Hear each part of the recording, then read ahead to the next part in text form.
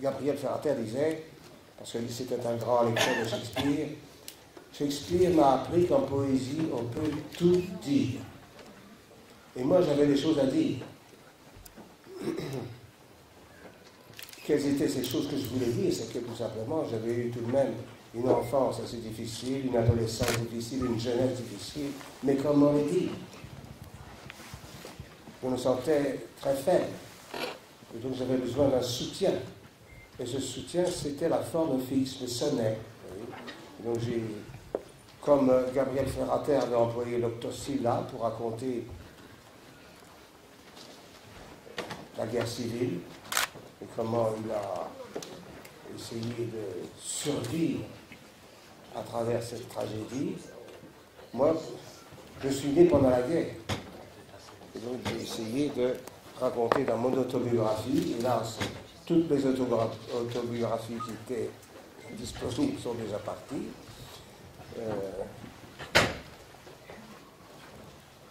J'ai essayé de raconter très simplement donc, les particularités qui ne sont pas très originales, mais enfin qui, pour moi, étaient tout de même très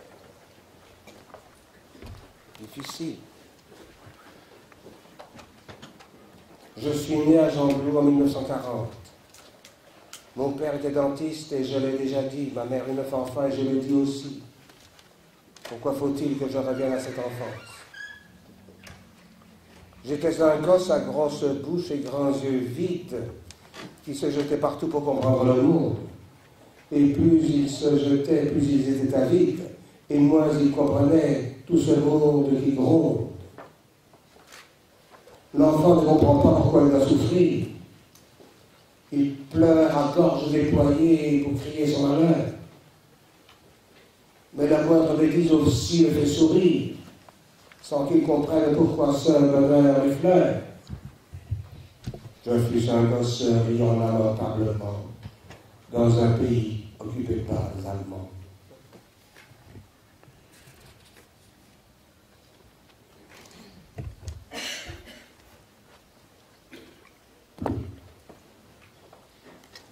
Ma mère avait déjà 3 enfants quand je vis le jour.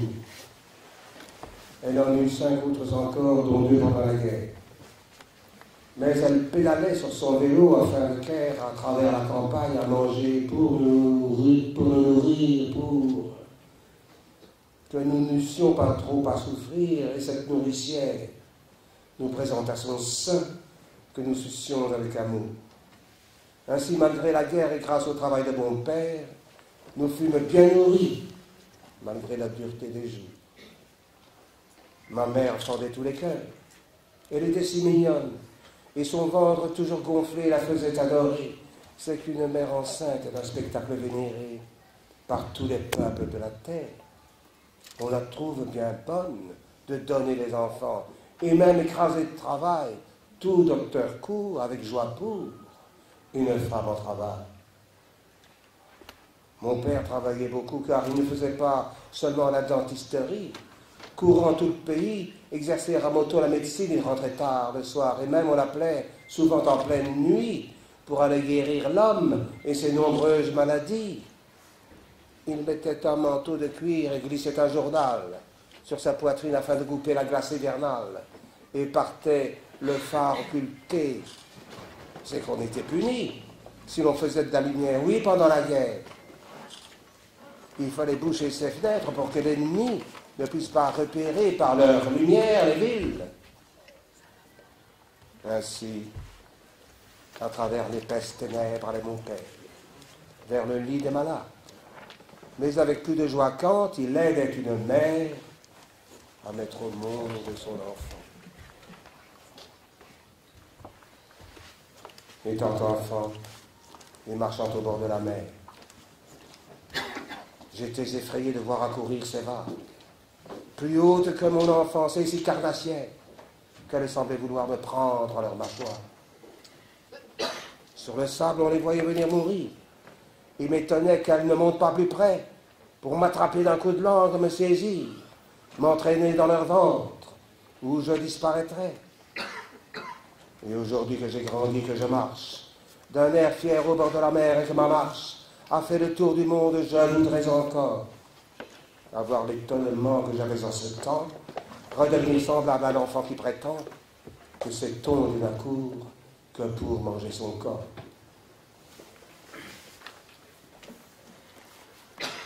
On peut continuer encore un peu. Oui.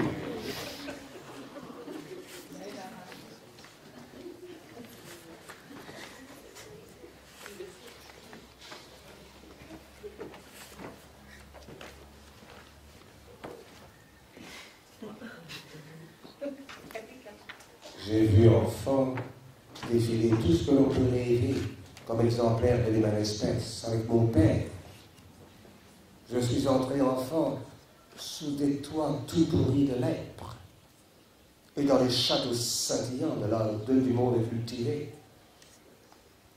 Enfant, j'allais m'asseoir au chevet de certains malades, que le monde ne voit que parer des signes puissants dont semble la fonction. J'ai vu des prêtres, des savants, des juges dans l'humble décor d'un corps qui se dégrade.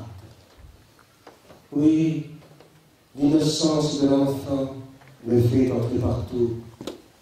Il ne semblait pas outrageant aux patients de mon père qui me traînent après lui, quasi jusque dans leur litière, et que je sens de l'urine mêlée de leur sang remplir un pot de chambre et dégager de l'atmosphère l'essence même de leur être et de tous leurs parents. Mon père a été écrasé par trop d'angoisse humaine. L'image de lui que je garde avec obstination est celle d'un corps écroulé, dont la supplication est qu'on allège un peu de cette charge actuelle.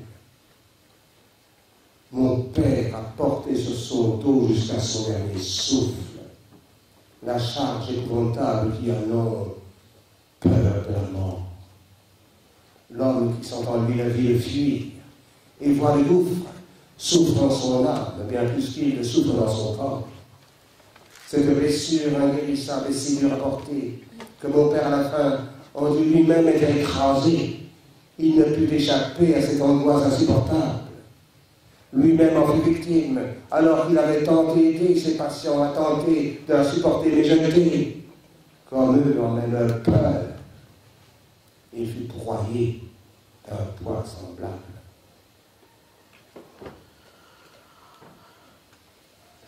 Si vous voulez connaître la suite, je vous en prie à acquérir cette autobiographie. Mais elle va, en ce format de poche, elle va être rééditée pour le moment, mais plus accessible dans ce format de poche. Vous me voyez là, quand j'étais encore un tout petit enfant de 37 ans.